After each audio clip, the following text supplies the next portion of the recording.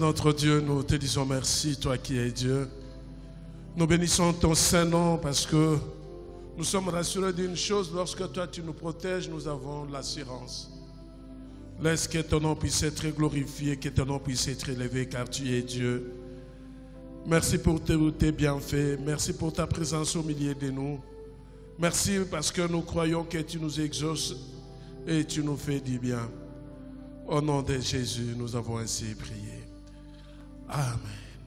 Acclamons le Seigneur.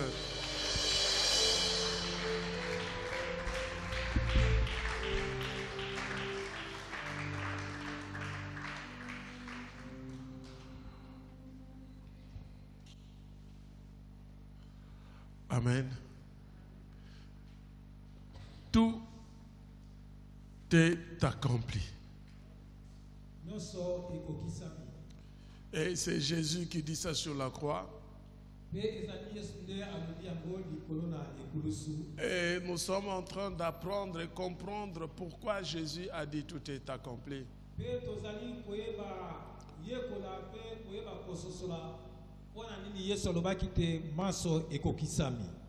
Et nous avons dit que le Seigneur a dit tout est accompli parce qu'il avait une mission.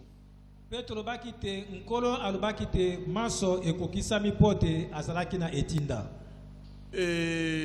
lorsqu'il va accomplir sa mission,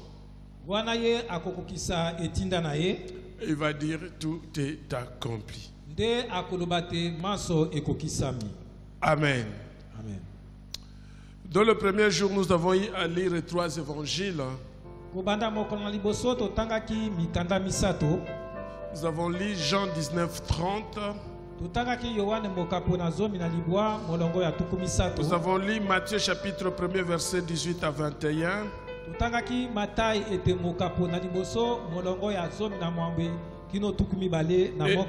Et nous avons lu Jean chapitre 17, verset 20 à 26.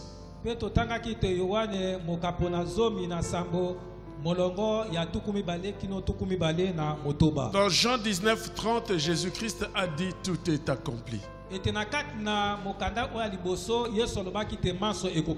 Et dans Matthieu 1, 18, 21, nous avons compris comment Jésus est venu sur la terre. Il n'est pas né comme tout le monde, mais c'est par la force de la puissance du Saint-Esprit que Marie avait conçu Jésus. Et nous avons dit dans cet épître de Matthieu chapitre 1er 18 à 21,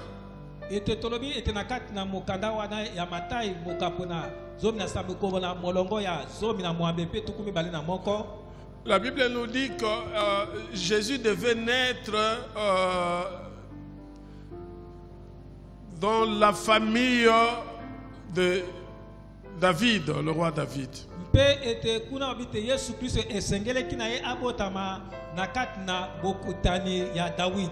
Et dans la généalogie de Jésus-Christ, nous avons compris que Jésus est né sur cette lignée selon que les Écritures le déclarent. Mais en réalité, si nous essayons de voir, nous remarquerons que ce n'est pas Joseph qui est le père de Jésus.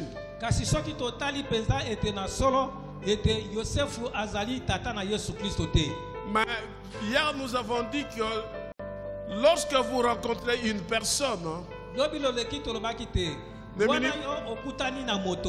ne minimisez pas cette personne parce qu'il y a quelque chose que Dieu veut que ça se fasse entre toi et cette personne-là.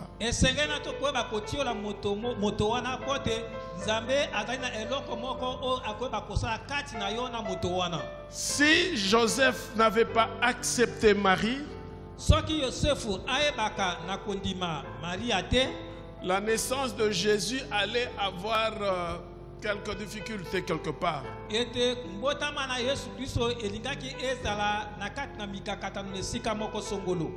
la Bible dit dans ce que nous avons lu hier, l'enfant qui naîtra, on l'appellera Jésus.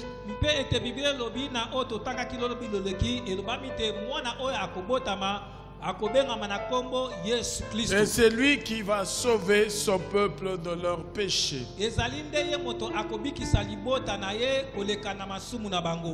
Et dans le troisième évangile de Jean 17, 20 à 26,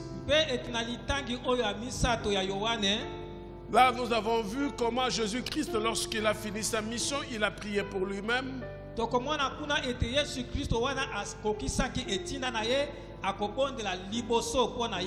Il va prier pour les disciples et il va prier pour nous. Alléluia. Amen. Nous avons dit quelqu'un qui a la mission, c'est quoi? C'est quelqu'un qui est chargé d'accomplir quelque chose antérieurement déjà précisé.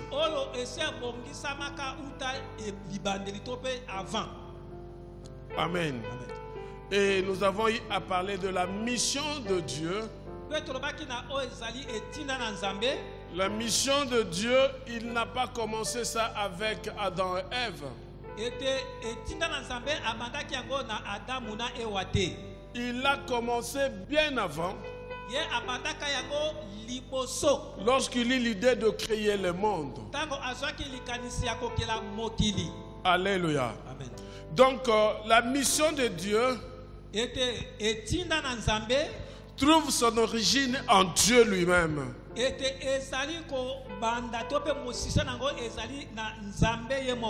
il a commencé cette mission lorsqu'il a créé l'univers. Et plus tard, il va créer l'humanité. Alléluia. Amen. Est-ce qu'on peut acclamer le Seigneur? À un moment de la mission de Dieu, pendant que sa mission était en train d'être exécutée, non, je dirais même pas en train d'être exécutée, lorsqu'il avait fini sa mission. Parce que sa mission, si nous voyons dans Genèse 1:1, la Bible dit au commencement Dieu créa. Et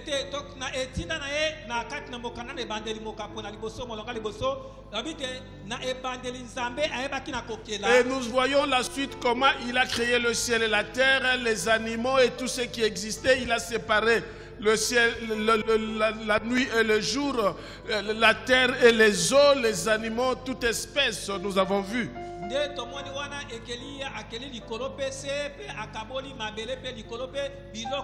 Et la Bible dit, lorsque Dieu créa, Dieu dit tout est bon. Il va créer l'homme. En réalité, c'était la dernière mission de Dieu, où il devait vivre avec son peuple. Et il visitait à tout moment Adam et Ève. Il va arriver un moment, dans Genèse chapitre 3, à partir du premier verset, nous allons voir que la mission de Dieu a été attaquée. Satan va attaquer la mission de Dieu par Ève. Il ne pouvait pas attaquer directement Dieu parce qu'il ne peut pas. Alors j'étais en train de réfléchir pourquoi il n'avait pas attaqué Adam.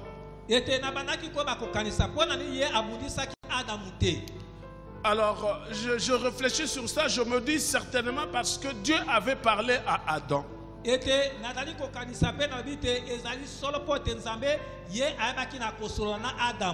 Alléluia. Amen. Et il va attaquer Ève en disant à Ève que Dieu ne regarde que son intérêt à lui. Il ne considère que son intérêt. Et Ève va regarder, elle se dit, mais tel qu'elle voyait Dieu, elle se dit, mais si tel que Satan venait de nous dire, le jour où nous allons manger ce fruit, nous serons comme Dieu. C'est que nous aussi, nous pouvons être comme Dieu. En tout cas, je mange.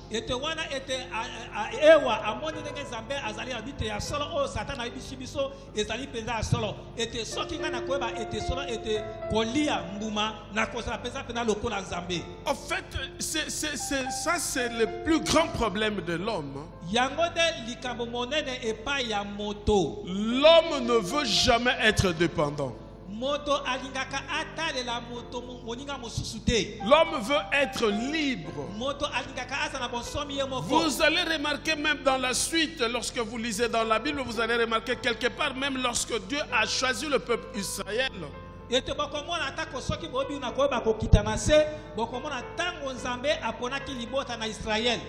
Ce peuple, ils ont dit à Dieu que assez, donne-nous un chef, nous voulons un chef à nous.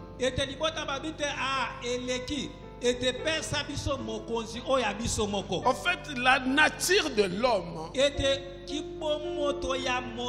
veut toujours se désolidariser de Dieu.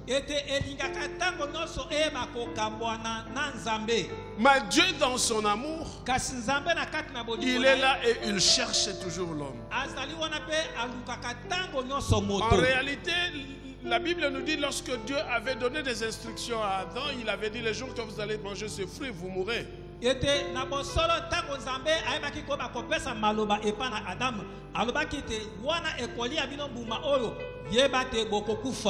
En réalité, Adam et Ève devaient mourir lorsqu'ils ont mangé le fruit. Ils ont péché. Ils sont allés se cacher. Mais Dieu vient pour chercher Adam et Ève. En fait, l'homme, lorsqu'il sent qu'il n'est pas propre vis-à-vis de Dieu, il cherche à fuir Dieu. Or, Jésus-Christ est venu pour sauver le pécheur. Donc, quelque part, Jésus est en train de continuer la mission de Dieu. Évidemment, vous allez comprendre, parce que lorsque Dieu a fini sa mission, il entre dans la deuxième phase. Et dans la deuxième phase, il donne la mission à Jésus-Christ. Et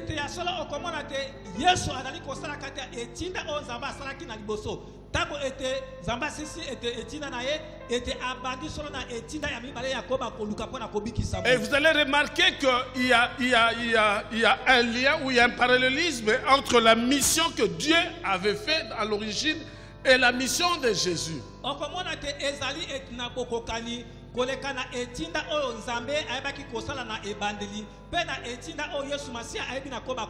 Dieu est allé vers l'homme. Il est allé chercher Adam et Ève. Et Jésus est venu vers l'homme. Et il vient mourir sur la croix pour nous. Alléluia. Amen. Dans la troisième phase, il y a aussi la mission de l'Église.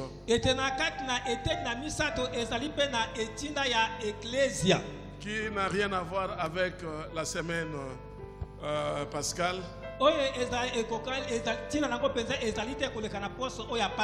Vous allez comprendre cela. D'ailleurs, dans la prière sacerdotale de Jésus-Christ, il l'a dit. Tel que tu m'avais envoyé, moi aussi je les ai envoyés. Alléluia. Amen. Oui, chers frères et sœurs dans le Seigneur, Dieu, dans son plan originel, veut vivre avec l'homme. Mais c'est nous-mêmes qui fuyons Dieu.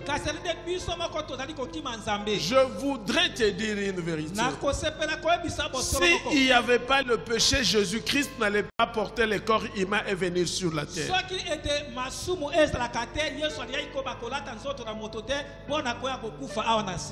Alléluia. Amen. Oui, si tu te sens que tu n'es pas propre vis-à-vis de Dieu, ça ne sert pas de fuir Dieu. Viens vers lui. Parce que ce message d'aujourd'hui, c'est Dieu qui te parle parce qu'il a besoin de toi. Il veut que tu dises quelque chose. Tel qu'il avait posé la question à Adam, Adam, où es-tu? Dieu veut que tu parles. Acclamons Jésus.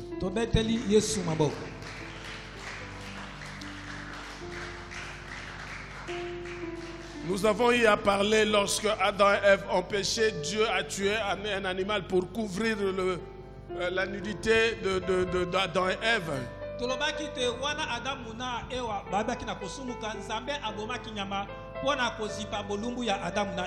Et hier, on avait une question là où j'avais dit, est-ce que Adam et Ève, ils étaient mariés?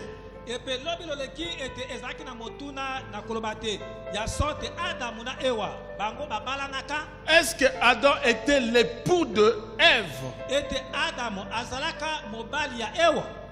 Vous savez, moi j'aime bien laisser souvent des choses comme ça ouvertes pour vous pousser à aller lire la parole de Dieu. Ça va vous permettre de faire de recherche et comprendre une chose. C'est la méthodologie que le Saint-Esprit m'a donnée pour vous pousser à lire la parole. Est-ce qu'au commencement, Adam était le mari de Ève?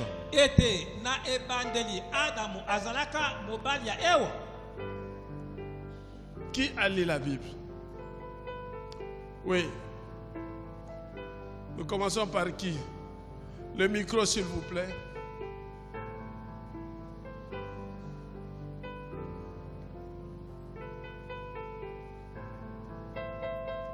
Écoutez, s'il faut grandir dans la foi, il faut lire la parole de Dieu.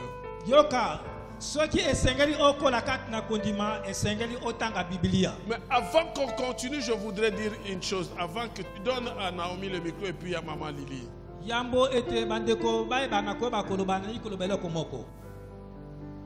Adam, qu'il soit mari de Ève, qu'il ne soit pas mari de Ève, cela n'affecte pas votre foi. Alléluia. Amen. Parce qu'il faut faire très attention avec des religions.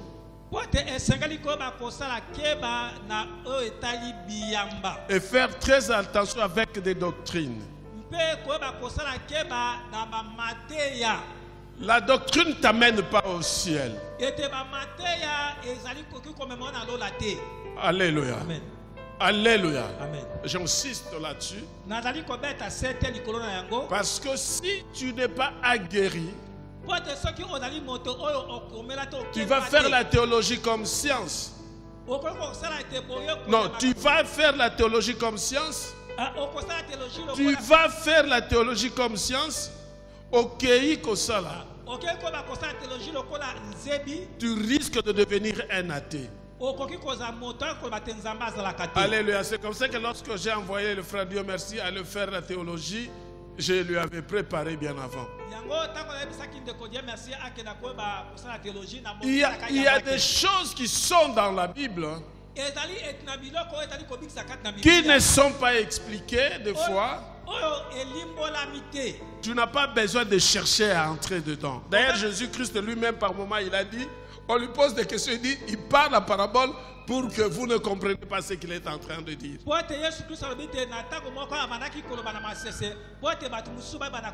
Je peux prendre l'exemple, la date de la naissance de Jésus-Christ. Alléluia. Dieu a caché cela. Qui est d'accord avec moi? Dieu lui-même a caché cela. Amen. Amen. Amen. Donc toi ne cherches pas à découvrir la date de la naissance. naissance de Jésus-Christ. Cela n'apportera rien dans ta vie. Ce qui est important dans ta vie est que lorsque Jésus vient, il frappe sur la porte, tu lui ouvres la porte. Il entre. C'est ce jour-là que Christ est né en toi et tu deviens une nouvelle créature. Alléluia. Oui, première lecture, c'est lui qui peut lire. Naomi aussi, non. On commence par Naomi qui avait... Tu avais levé le doigt, non? Pardon? Je dis lire. Oui, maman Lily. Le micro, s'il vous plaît. Ok, merci. La première lecture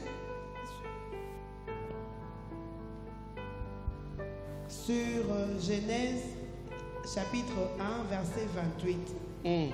Là, j'ai lu, Dieu les bénit en disant, soyez féconds, multipliez-vous, remplissez la terre, rendez-vous en maître et dominez les poissons des mers, les oiseaux du ciel et tous les reptiles et les insectes.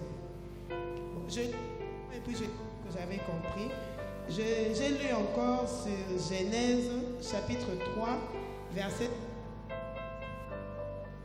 16 à 17.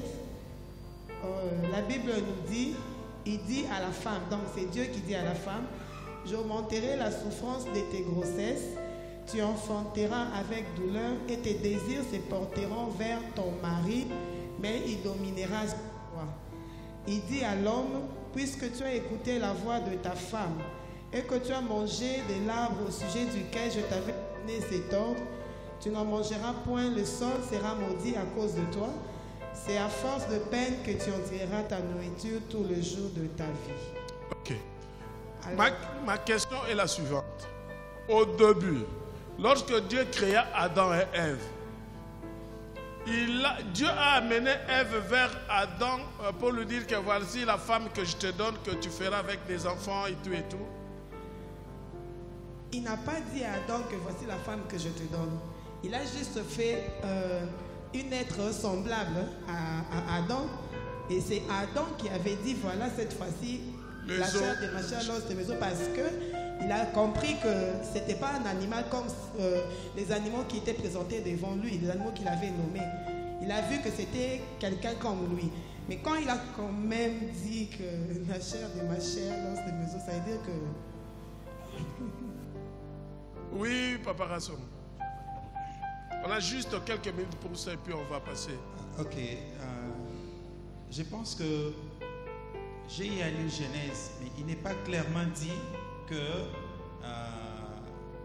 Ève était la femme d'Adam. Mais il y a un verset qui peut nous aider à croire à cela. Genèse chapitre 2, verset 24. Il est écrit ceci. C'est pourquoi l'homme quittera son père et sa mère et s'attachera à sa femme et ils deviendront une seule chair. Nous pouvons comprendre que cela a été déjà établi dès le départ. Parce que Dieu a amené Ève vers Adam. Il a amené Ève vers Adam. Le fait qu'il ait amené Ève vers Adam comme étant son aide, c'est comme un établissement ou une consécration de leur union. Donc ces versets peuvent nous aider à comprendre que cela a été établi dès le départ. D'accord, merci. Oui, Maxime. Non, vous avez donné des versets. Moi, j'avais besoin de ce verset parce que j'avais dit, cherchez le verset qui peuvent nous démontrer qu'ils étaient mari et femme. N'est-ce pas ce que j'avais dit hier?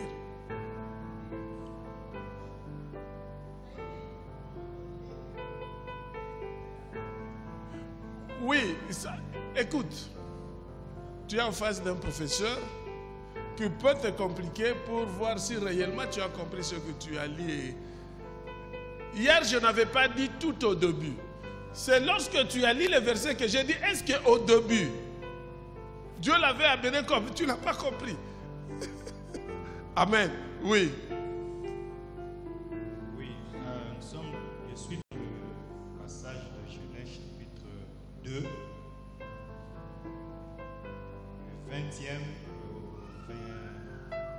25e verset. Lorsque Dieu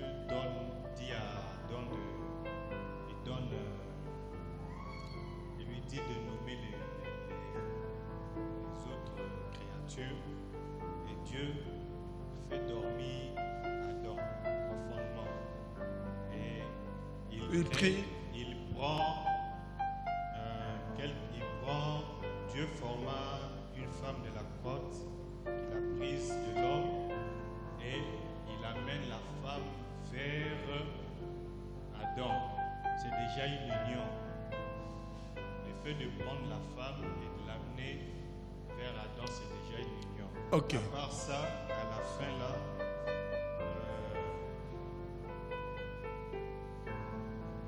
l'homme dit, voici cette fois celle qui est os de mes os, chair de ma chair. Donc c'était une inspiration. Non, ça quand l'homme dit voici cette... Non, parce que là, il l'a dit en fonction de toutes les autres... En fait, non, ça va. Non, nous risquons d'aller très loin. Voilà, le verset que vous avez donné, c'est clair. C'est clair. Le mariage, c'est l'émanation de Dieu lui-même. Amen. C'est Dieu qui a institué le mariage. Amen. Mais seulement, il faut respecter les normes et le principe de Dieu pour arriver au mariage. Alléluia. Vous allez voir même dans Genèse 4, je crois, verset 1er, Dieu, la Bible dit, Adam connut Ève et ils ont eu des enfants.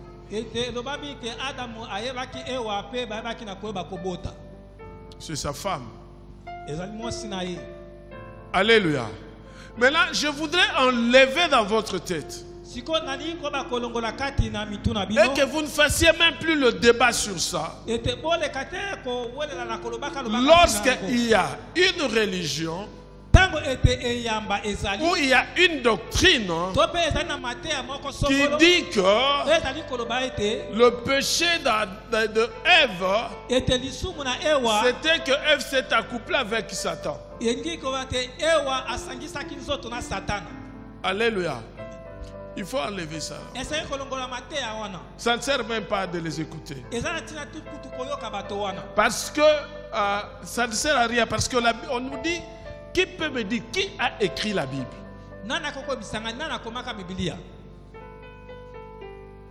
Pardon? Pardon? Je dis la Bible dans son ensemble. Qui a écrit la Bible? C'est Dieu lui-même qui a écrit la Bible. Alléluia. Vous êtes d'accord avec moi que c'est Dieu qui a écrit la Bible? Alors, si nous disons que lorsque la Bible dit la femme a mangé le fruit, et nous disons que ce n'est pas le fruit, qu'ils se sont accouplés, qu'est-ce que nous faisons? Nous considérons Dieu comme menteur. Non, pas nous batalokuta, mais nous disons que Dieu c'est un menteur.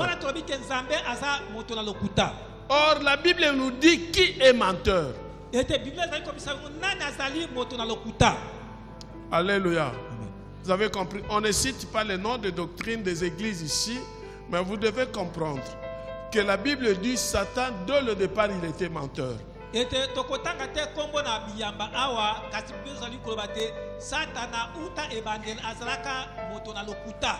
toute personne qui joue le rôle de Satan est aussi menteur et fils du diable. Parce que lorsque le serpent est venu vers Ève, il a dit à Ève que Dieu était un menteur. Alors tout celui qui traite Dieu menteur, ou tout celui qui s'oppose à la vérité de la parole de Dieu,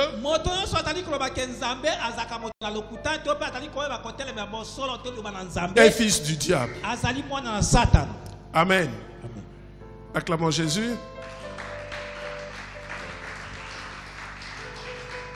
Alors, on avait ouvert la parenthèse là pour que nous puissions comprendre ce que nous venons de dire maintenant. Parce que beaucoup de gens disent, ah, place au yobosote, place au yoboselbe, place au yoboselbe. Vous ensemble avec comment nous avons compris une chose. Et Dieu, lorsque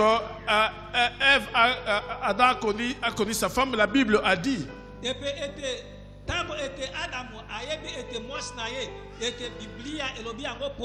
Et ils ont eu. Amen. Ok, nous continuons. Nous avons dit hier. Dieu a envoyé Joseph pour sauver sa famille. Il envoie Moïse pour sauver son peuple.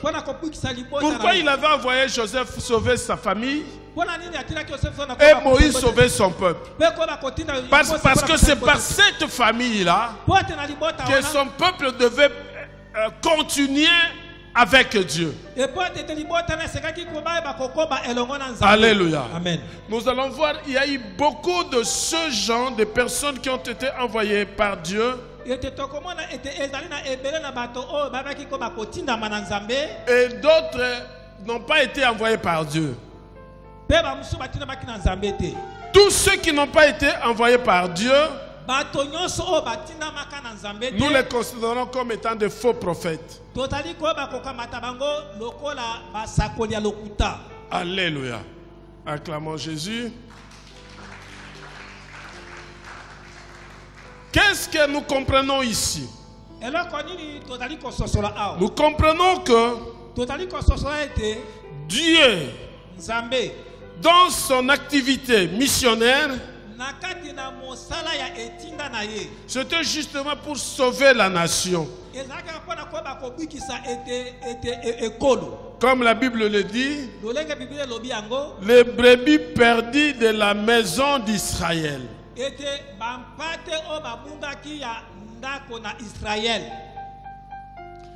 Dans l'Ancien Testament, Dieu a préparé son peuple pour être son témoin aux nations. Lorsque Jésus va venir, il va dire une chose. Il est venu chez le sien, mais les siens ne l'ont pas reçu. À tous ceux qui l'ont reçu, il a donné le pouvoir de devenir enfant de Dieu. Je donne un devoir. Le verset qui dit que Jésus était venu pour le peuple perdu d'Israël. Alléluia. Allez chercher ça demain. Si tu as ça, tu vas nous donner.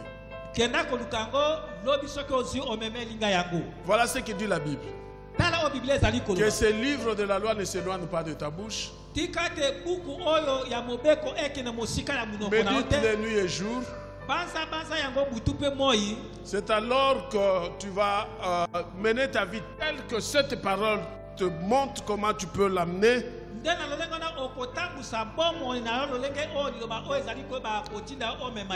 C'est alors que tu vas réussir. Ta réussite est fonction du verset que tu vas aller lire pour nous venir nous donner. Qui a compris ce que je viens de dire? Je vais dire ça en lingala. Bible lobi boy.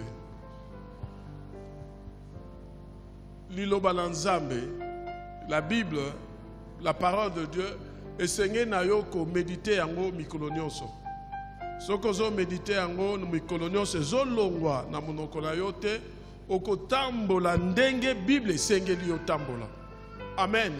C'est alors que lorsque okotambola ndenge Bible esengeli yo na yo tambola nde okozwelonga. Amen. Oko réussir dans ma problème nyonso ozanango. Maintenant, je vous ai donné ces devoirs. Allez chercher dans la Bible. S'il faut parcourir la Bible, tu vas parcourir. Non, je ne dis pas répondre aujourd'hui. Pas maintenant. Pardon? Non.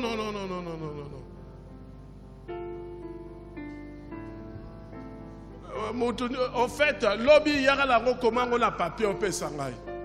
Comme ça, je vais comprendre que tout le monde est allé chercher ça. Alléluia.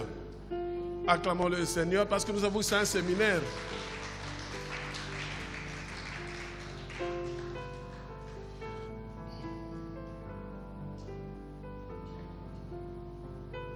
Nous avons dit que le Messie sera né d'Israël, n'est-ce pas ça?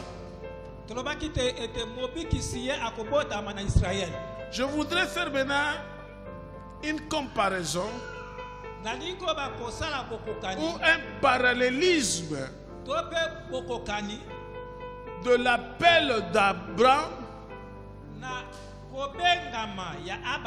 où Dieu avait demandé à Abraham de lui donner son fils unique.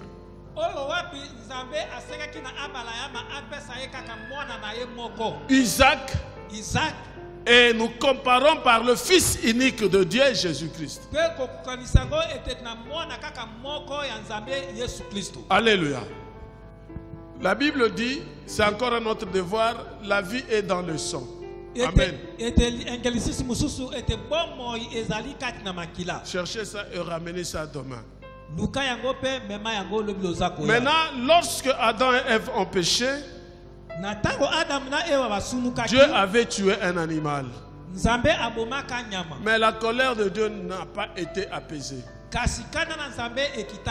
Parce que pour Dieu, pour que sa colère s'apaise, il faut le sang. Alléluia. Il faut le sang. Maintenant, Dieu a essayé avec l'animal. Ça n'a pas marché. Alléluia. Il va appeler Abraham. Il va dire à Abraham, donne-moi ton fils unique. Alléluia. Amen. Genèse 18, 23. Dieu merci rapidement, nous sommes à la fin pour aujourd'hui.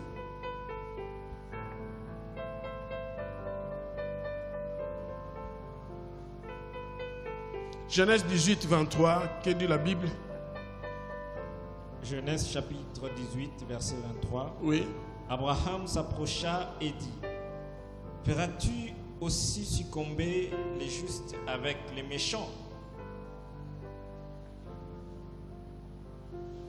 Regarde bien.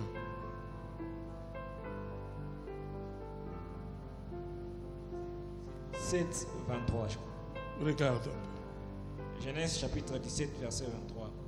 Abraham prit son fils Ismaël, tous ceux qui étaient nés dans sa maison et tous ceux qu'il avait acquis au prix de son argent, tous les mâles parmi les gens. Non. Regarde un peu Genèse 22, verset 2.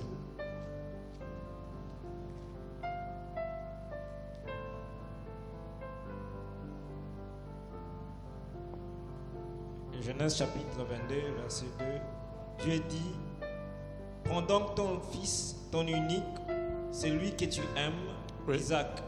Oui. Va-t'en dans les pays de Moria et là, offre-le en holocauste sur l'une des montagnes que je t'indiquerai. Amen. Abraham dit, Dieu dit quoi? Ne descends pas, reste là. D'amener qui? Isaac ou au pays de Morija, n'est-ce pas? Vous savez, le pays de Morija, beaucoup de personnes, ou des théologiens, même des savants, c'est à Morija qu'on devait construire le temple de Jérusalem. Et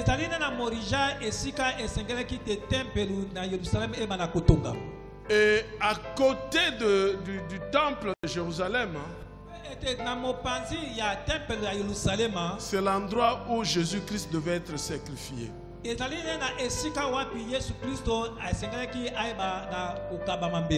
Alléluia.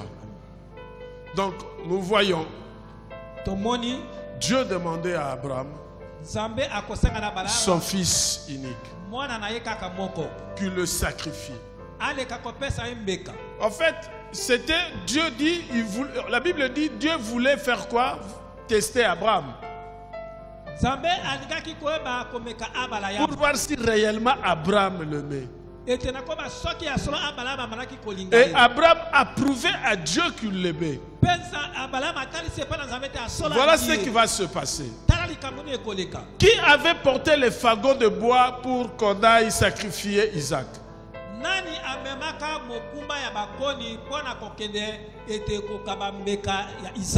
Qui avait porté ça? Isaac lui-même. Et la croix de Jésus-Christ, avant qu'on ne vienne le secourir, qui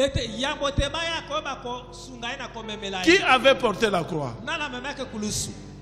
C'est Jésus lui-même. Voilà maintenant ce qui s'est passé. Lorsque Isaac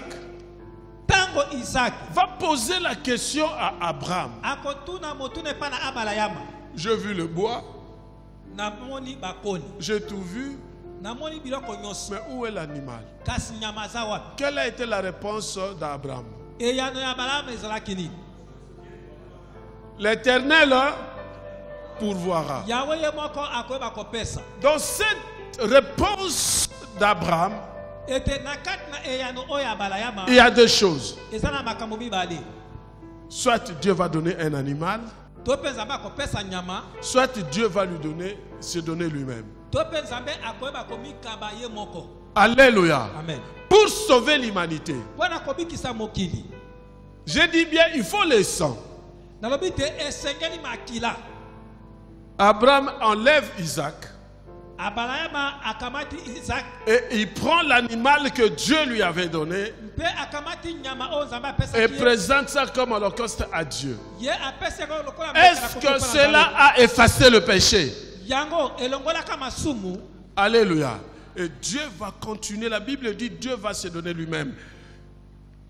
Quelque part dans Ésaïe, si je ne me trompe, Dieu dit, j'ai cherché mais je n'ai pas trouvé, ma main me venue en aide. Il a cherché. Alléluia. Donc Jésus-Christ est venu.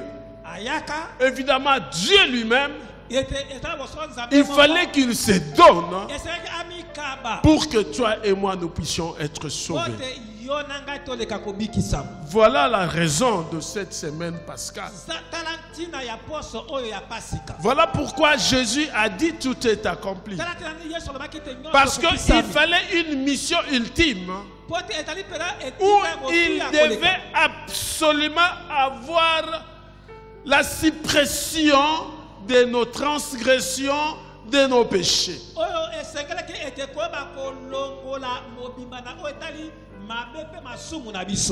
Et la seule personne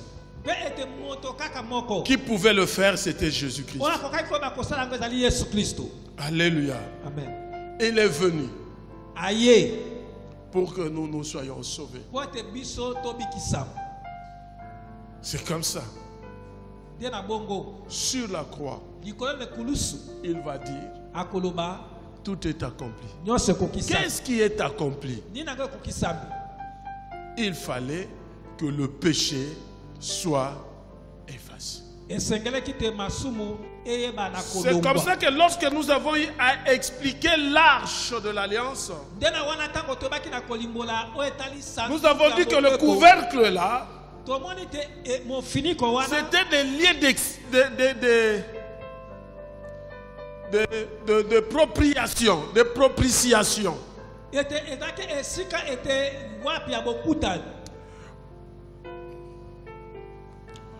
Les lieux où nos péchés étaient effacés. Ils devaient être effacés. Qu'est-ce que Dieu a fait lorsqu'il a demandé qu'on construise l'arche? Il y avait des chérubins de part et d'autre qui avaient les yeux vers le centre, là où il y avait le couvercle. Et en dessous de ça, c'était un vide. Si on enlève le couvercle, c'était un vide. Et c'était le lieu où Dieu devait rencontrer le peuple israélien. C'est là que le peuple Israël devait être pardonné de leurs péchés. C'est en ce lieu-là, chaque fois que le peuple Israël avait l'arche, la Bible dit, s'il y avait le combat, ils étaient vainqueurs. Alléluia. Évidemment, vous avez chanté Sanduku ya Mibeko Ekeiko Pambola Oben de Don. Alléluia. Maintenant, ce couvercle-là, rentrons dans le Nouveau Testament. Nous voyons les femmes qui vont aller sur la tombe de notre Seigneur Jésus-Christ. Lorsqu'elles arrivent, elles trouvent le tombeau vide. On a enlevé la pierre qui était là. Et elles ont vu les deux anges qui vont poser la question aux femmes. Lorsque eux, ils ont posé d'abord, les femmes ont posé, où est-ce que vous avez mis notre Seigneur? Où est le Seigneur? Et les anges ont répondu, pourquoi cherchez-vous? Vous pouvez continuer la réponse. Si nous pouvons dire ça tous ensemble. 1, 2, 3.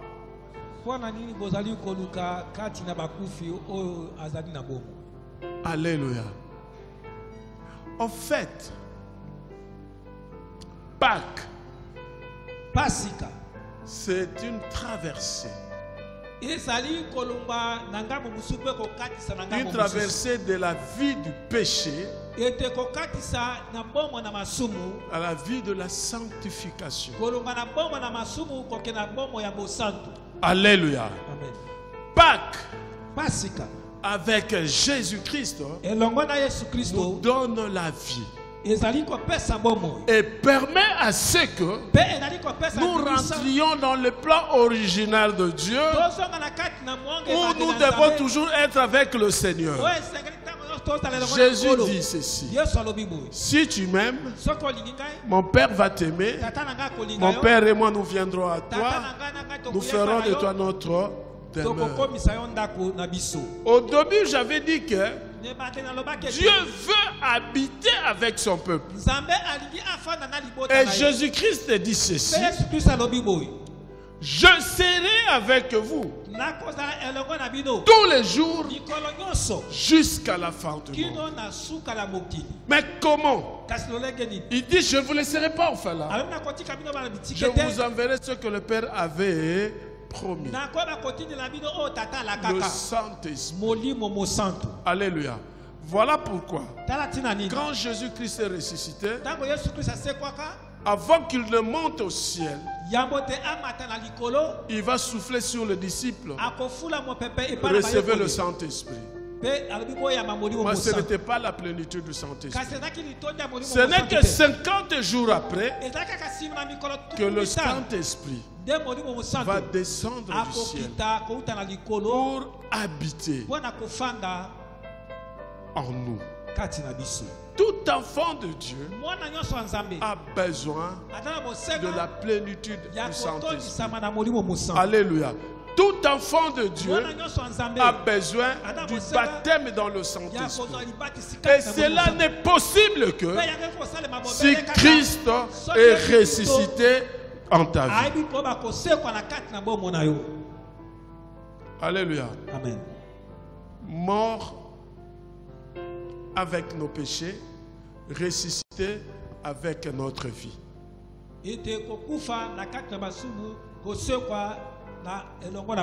Je voudrais te rassurer maintenant aujourd'hui. Sache-le. Tel que tu es là, tu n'as jamais été seul si tu as accepté Jésus dans ta vie comme Seigneur et Sauveur.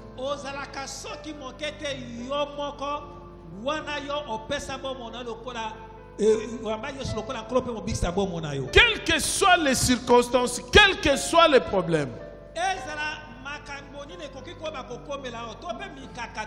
ne te dis jamais que je suis seul. Christ est avec toi. Il marche avec toi. Il te conduit. La preuve est qu'après sa mort, il y avait des disciples sur le chemin d'Emmaüs.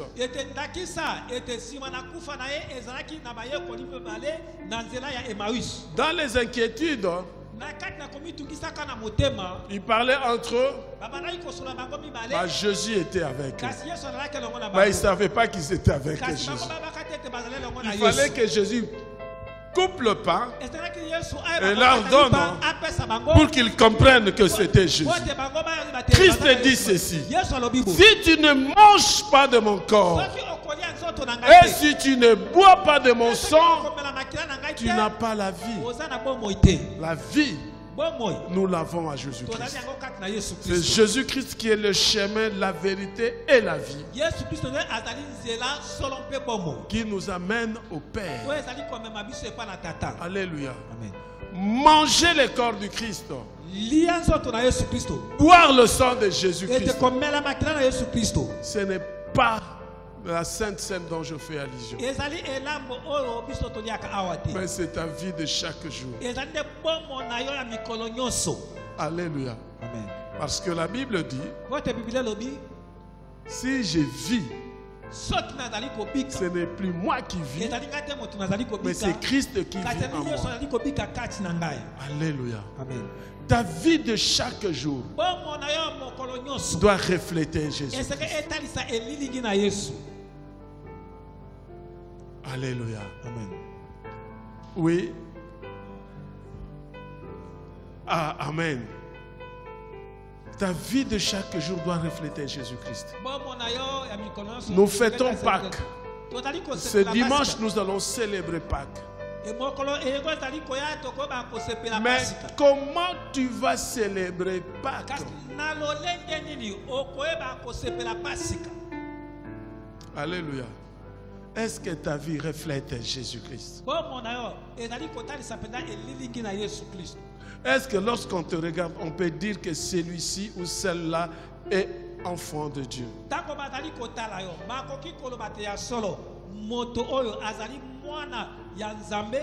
Jésus-Christ, dans sa prière sacerdotale, que Dieu bénisse sa parole, nous allons continuer ça.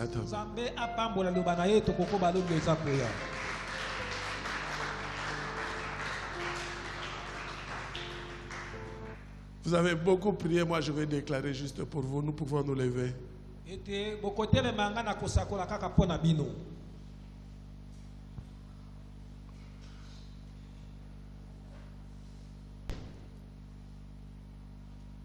Mais toi tu reçois, alléluia.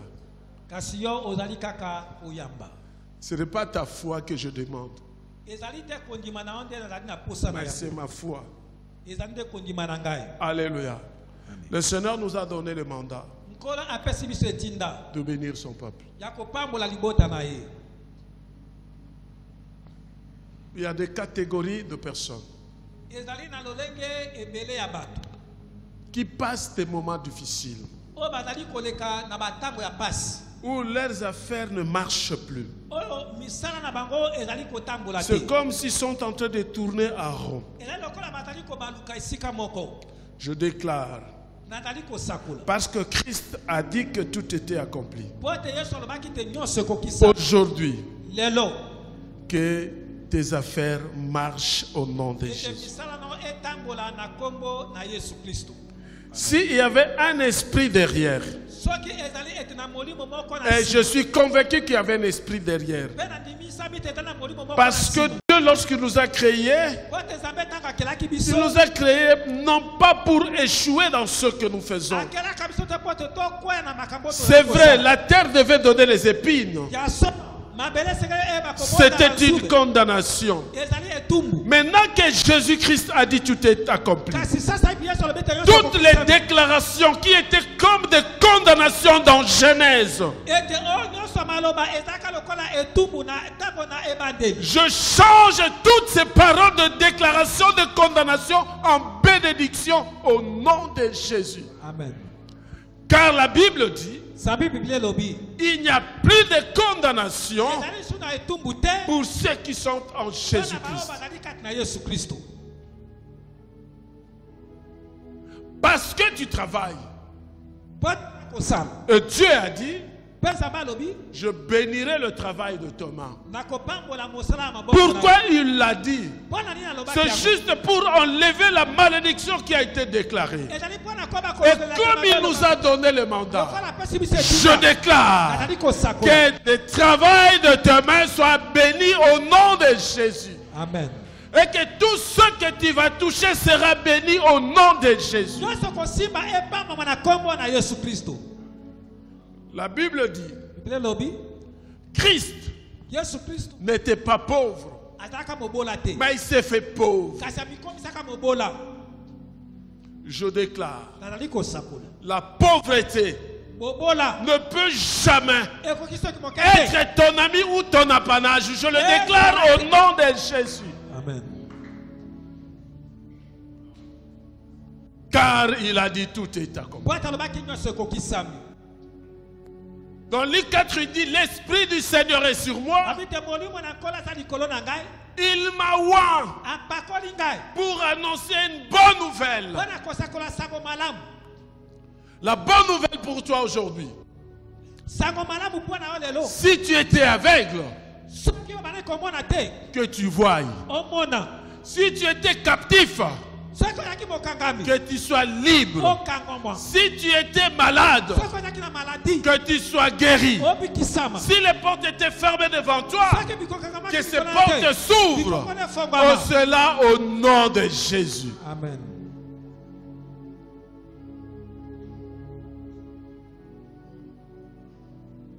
Seigneur, tout ce peuple, c'est toi qui les as appelés. Et tu les as mis à côté pour qu'ils soient ton peuple. Nous avons vu, Seigneur, comment tu as marché avec ton peuple dans l'Ancien Testament. Chaque fois qu'ils étaient en difficulté, tu envoyais un secours, Seigneur. La Bible me dit que toi, tu n'as pas changé. Tu es le même. De la même façon que tu as fait avec le peuple d'Israël. De la même façon, Seigneur, que tu vas faire avec ton peuple, qui ont été acquis par le sacrifice de notre Seigneur Jésus-Christ. Car il a dit à tous ceux qui l'ont reçu, il a donné le pouvoir de devenir enfants de Dieu. Parce que tu les as mis à côté. Et c'est toi qui as touché leur cœur. La Bible dit, si toi tu ne touches pas le cœur d'une personne, personne ne viendra à toi. C'est toi qui as touché leur cœur. Oh Dieu, laisse que tout ce que tu avais fait pour ton peuple, que tu le fasses autant pour eux, car ils sont ton peuple. Et dans la prière de Jésus-Christ, Seigneur, il a prié, non seulement pour les disciples, mais il a prié aussi pour ton peuple ici présent, Seigneur. Oh Dieu, il n'y a que toi qui peux dire une parole pour que la vie change, pour que la vie devienne ce que toi tu veux que la vie soit. Personne ne peut enlever, Seigneur, ce que toi tu as déclaré. Tu as déclaré que tu as créé chacun d'eux avec un plan merveilleux. Laisse que, oh Dieu, ce plan merveilleux que tu as planifié pour chacun d'eux, que ce plan puisse s'accomplir. Car tu es Dieu. Merci Seigneur. Tu veux que nous soyons un. Faites en sorte qu'il y ait l'unité dans cette église.